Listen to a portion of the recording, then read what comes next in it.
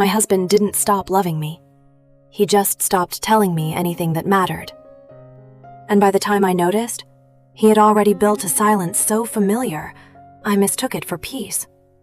There wasn't a moment I could point to, no argument, no distance that appeared overnight, just a slow quiet. At first, it felt like relief, fewer disagreements, fewer heavy conversations.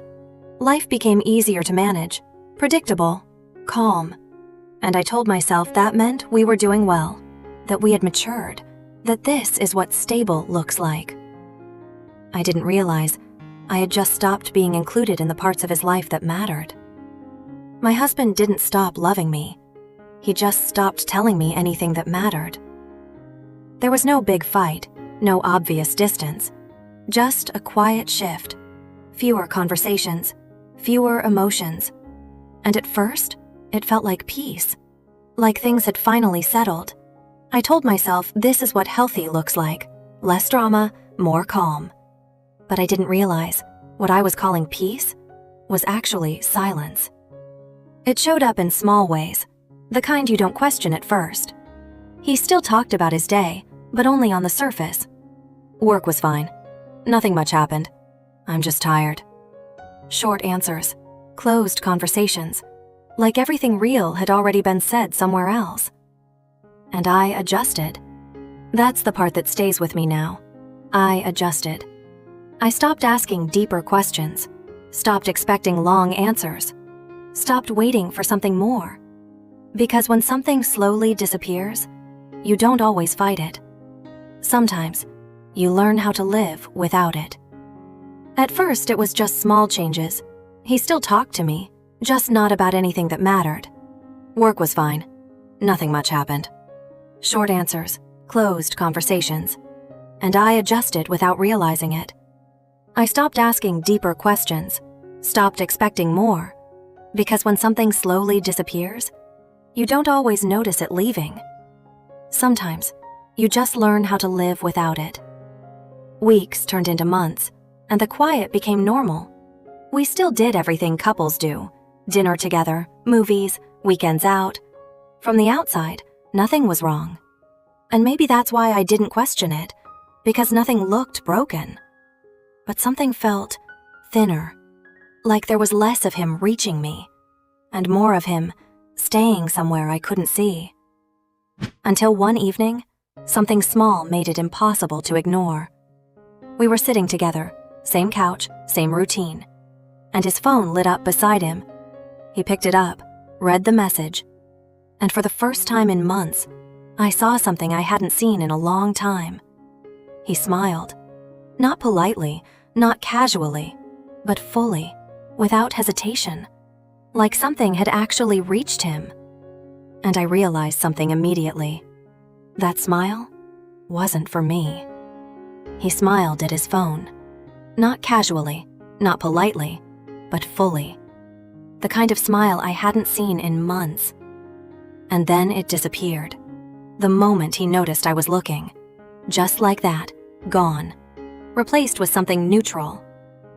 And I couldn't stop thinking about it. Because it wasn't just the smile. It was the contrast. I hadn't seen that kind of reaction from him in so long. So the question stayed with me. Who was still reaching him like that?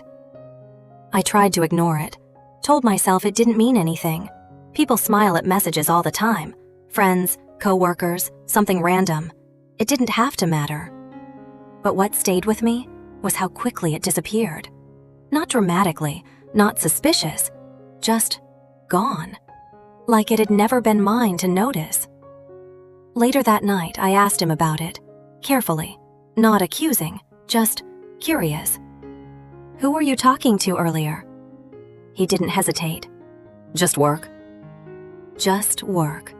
The same tone, the same closed answer. But this time, it didn't settle anything. Because work had never made him smile like that, not like before. Later that night, I asked him, who were you talking to? He didn't hesitate. Just work. The same answer, the same tone, the same closed door. But this time, it didn't feel right. because work had never made him smile like that. And for the first time, I didn't believe him. Over the next few days, I paid closer attention, not to his phone, not to his messages, but to him, to the way he moved through conversations. And I realized something I hadn't fully seen before. He wasn't emotionally distant, not completely. He still reacted, still engaged, still felt things, just not with me. There were moments, small, quiet ones, where I could see it. A reaction that didn't reach me. A thought that stopped before it was shared. A pause where something could have been said, but wasn't. And slowly, the realization became clearer. This wasn't about him shutting down. It was about him choosing where to open up. And I wasn't that place anymore. That's when I stopped asking safe questions, stopped pretending I didn't see it. And one night, I said something different. Not careful, not indirect, just honest. I feel like you don't talk to me anymore. He looked at me, really looked this time. And for a second, I thought he might deny it, or brush it off, or give me another easy answer. But he didn't. He didn't answer right away. And in that silence, I understood something before he said it. He knew exactly what I meant. "We talk," he said finally. "Just not like before." Not like before. The words settled heavier than I expected. "Then when did it change?" I asked quietly. He exhaled, slow, like he'd been holding that answer for a long time.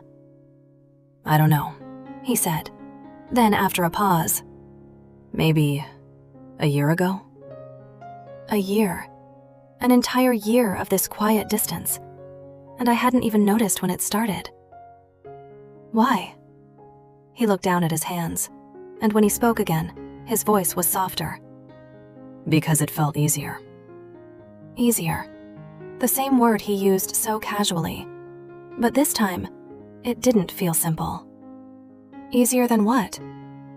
He hesitated, and that hesitation told me this mattered. "Easier than feeling like..." He stopped, then tried again. "Like I was getting it wrong every time I talked to you." The words didn't hit all at once. They settled slowly, uncomfortably. "What do you mean?"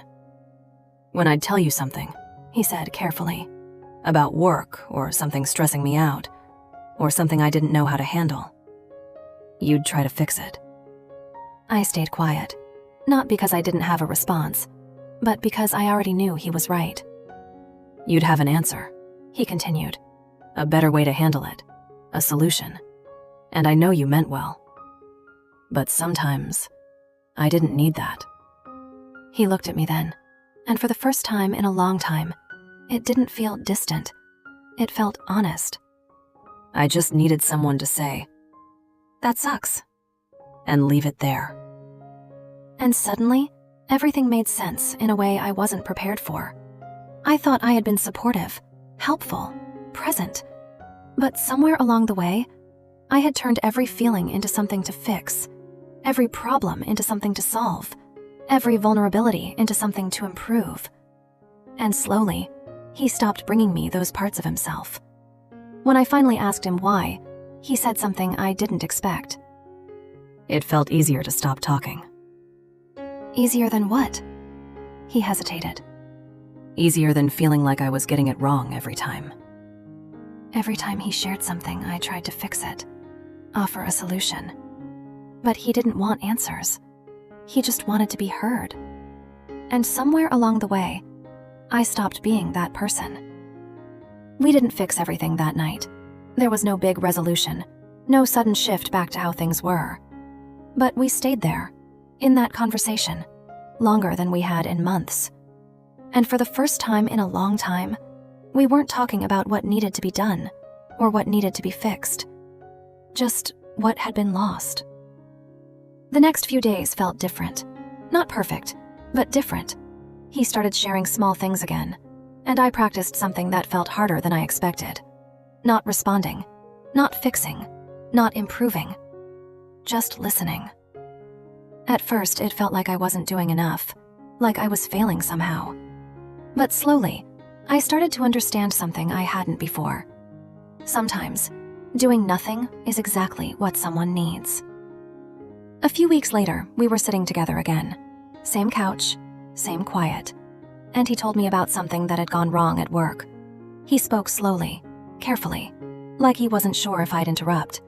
I didn't. I just listened. And when he finished, I didn't offer advice. I didn't suggest a solution. I just said, "That sounds exhausting." He looked at me and smiled. Not politely, not briefly, but fully. The kind of smile I hadn't seen in a long time. And in that moment, I realized something I hadn't understood before. Connection isn't built by having the right answers. It's built by making space for someone to exist without needing to be fixed.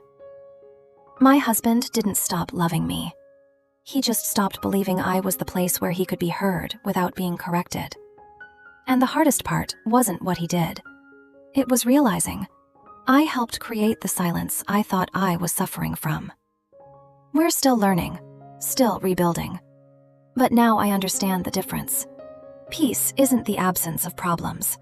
It's the presence of someone who lets you bring them without trying to turn them into something else.